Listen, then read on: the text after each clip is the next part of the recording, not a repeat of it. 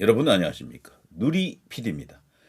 자, 김문수 후보의 대통령 당선 가능성 지금도 증가하고 있습니다. 계속해서 하루 1%라고 하는 목표를 채우고 있는 것이다라고 이제 보여지는데요. 최근에 나온 그 여론조사 중에 가장 충격적인 좌파들이 기급한 여론조사가 이겁니다.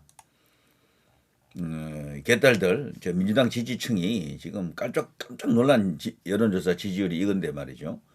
요 KBS하고 한국리서치가 손을 잡고 여론조사를 이렇게 했거든요. 5월 25일에서 5월 27일 응답률이 무려 21.5%. 이 여론조사가 갖고 오는 그 파괴력 굉장합니다. 이 한국리서치는 제가 참고로 말씀드리면요. MBS 아시죠? 그 MBS의 주축이 바로 이 한국 리서치입니다. 여기하고 엠브레인 퍼블릭 그리고 K-스테이트 리서치, 코리아 리서치 요 4개 여론조사 기관이 손을 잡고 이렇게 지표 조사를 통해서 이렇게 정례적으로 여론조사를 하면서 대한민국 여론조사 기관을 선도하는 그런 입장이 있고요.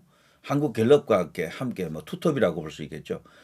자, 한국 리서치 단독으로 또 이렇게 여론조사를 합니다. 표본은 아마 비슷할 것으로 봅니다. MBS나 이것이나. 그런데 여기 이제 의뢰기관이 KBS잖아요. 여기는 항상 이렇게 합니다. KBS는 한국 리서치하고 이렇게 손을 잡고 계속해서 여론조사를 해오고 있었죠. 자주 하지는 않습니다. 그런데 한 번씩 할 때 보면 묵직한 어떤 결과를 만들어내고 그랬죠. 자, 여기 보면요. 가상 대결인데 단일화할 경우에 누가 더 경쟁력이 있느냐. 김문수 후보가 압도적이죠. 44대 41, 권영국 1, 황교안 0 이렇게 나오죠. 이준석으로 단일화할 경우에 43대 34, 이 오차 범위 밖으로 이렇게 벌어집니다.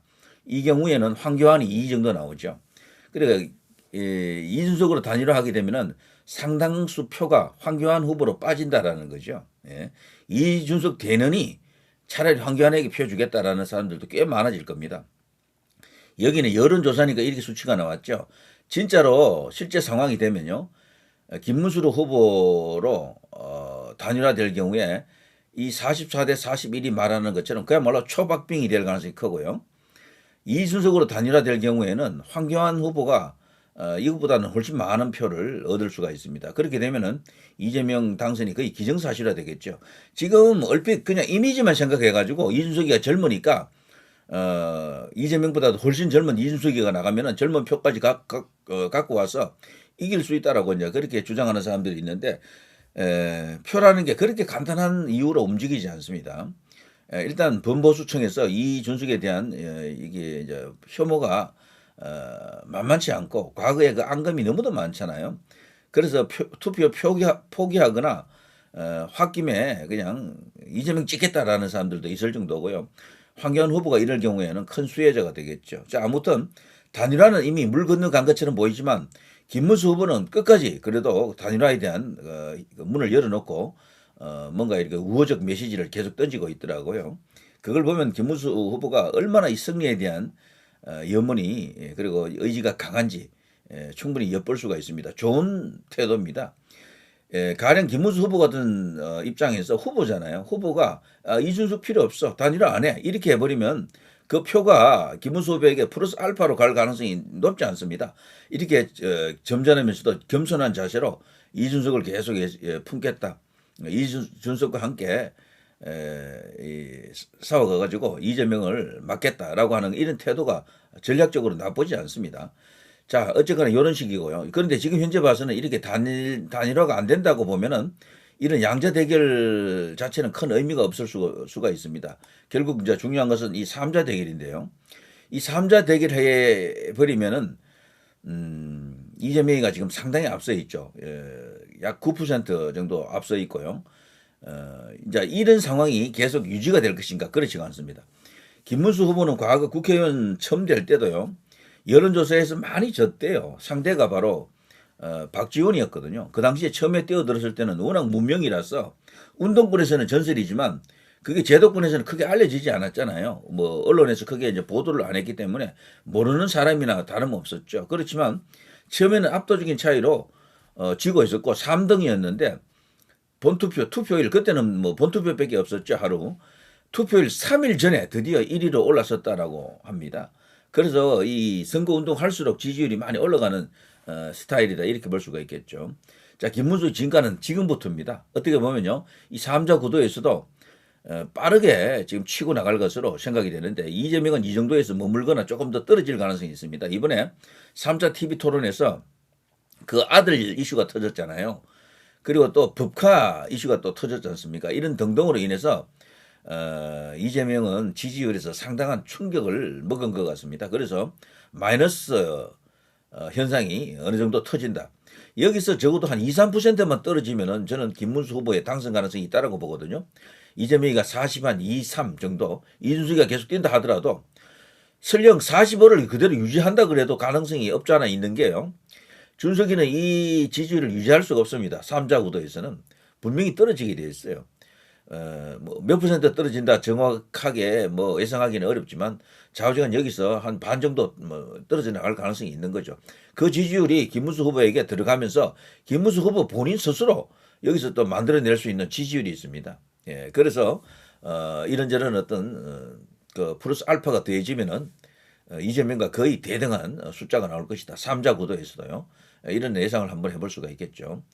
자, 이준석이는 말이죠. 지금 3자 구도로 끝까지 뛰면서 자칫하면 이재명 도우미가 되는 수가 있는데 그렇게 안 되기 위해서 3자 토론에서 이재명에 대한 공격을 많이 했죠.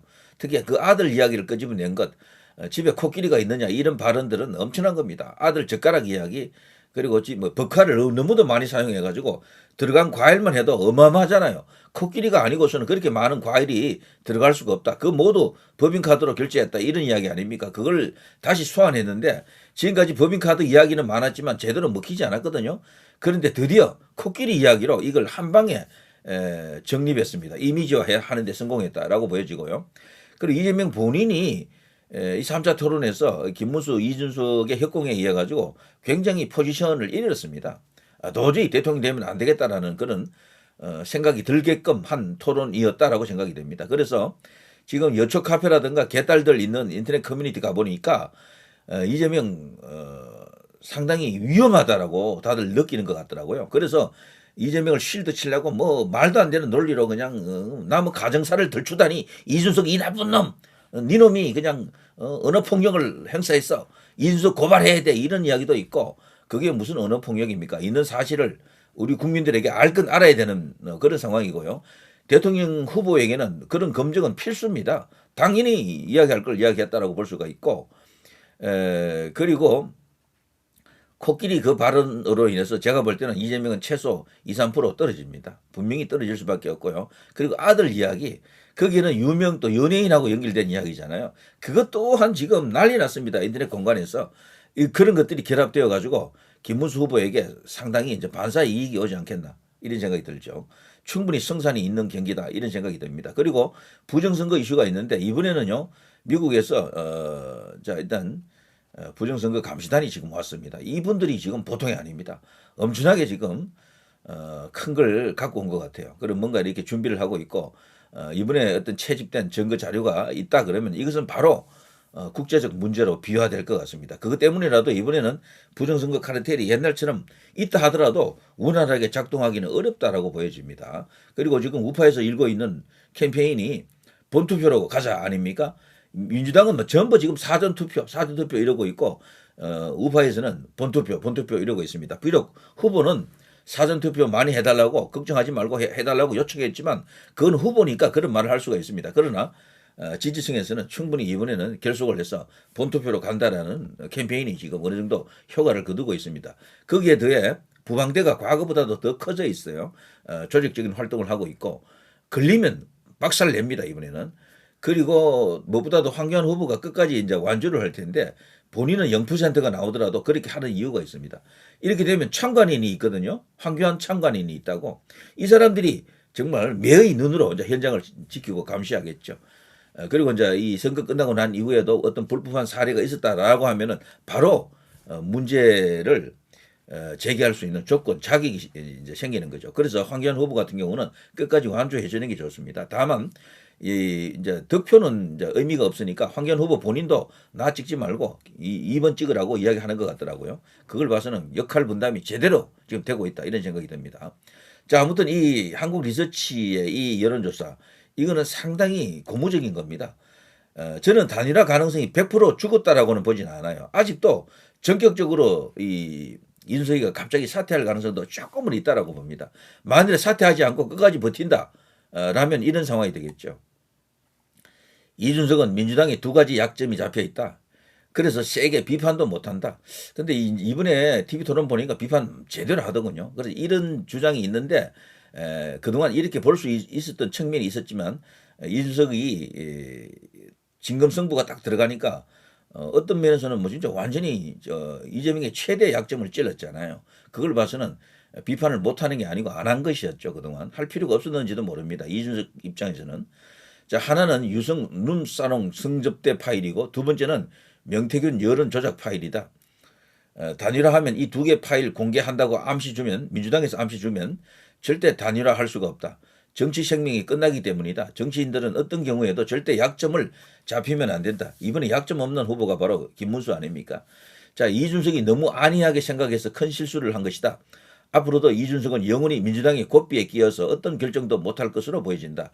이런 어떤 주장도 있고 또 하나 이준석은 더도 덜도 제2의 2인제 찌제명 당선의 1등 공신 평생 그 굴레를 쓴 채로 정치 생활을 할 것인데 보수 쪽이나 중도에서 누가 밀어준다고 그리고 현 여론조사도 좌파들 역선택에서 부풀려진 헛수 대선 끝나면 알 것이다. 비용 보전 못 받아 배 아프고 2인제 굴레 쓰고 살아간다는 게 얼마나 힘든 줄.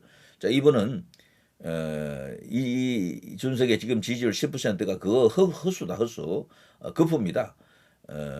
빠진다 뭐 이런 이야기죠. 자, 아무튼 전체적으로 지지율 상황을 보더라도 그렇고 김문수 후보의 대약진은 확실합니다. 이런 한국 리서치라든가 이런 데서도 이렇게 나왔다라는 것은 다른 공정이라든가 에이스 리서치라든가 뭐 등등 있잖아요. 상당히 이제 누굽니까 이재명에게 다소 이렇게 지지율이 낮게 나오고 김문수 후보에게 더 많이 나오는 그런 여론조사가 있습니다. 이들은 마지막 여론조사를 지금 발표하지 않았거든요. 27일 날 조사한 결과가 있을 겁니다. 곧 나올 텐데 이제 그걸 보게 되면은 와 드디어 3자 구도에서도 김문수 후보가 따라잡았네 이런 것도 나온다라고 저는 그렇게 봅니다.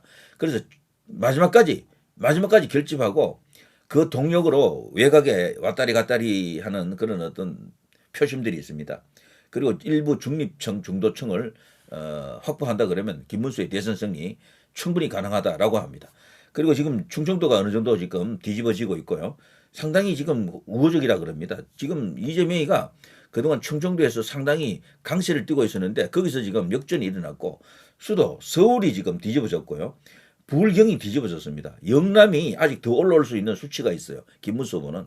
그래서 여론조사에서도 대반격, 대반전, 대역전 충분히 가능한 거죠.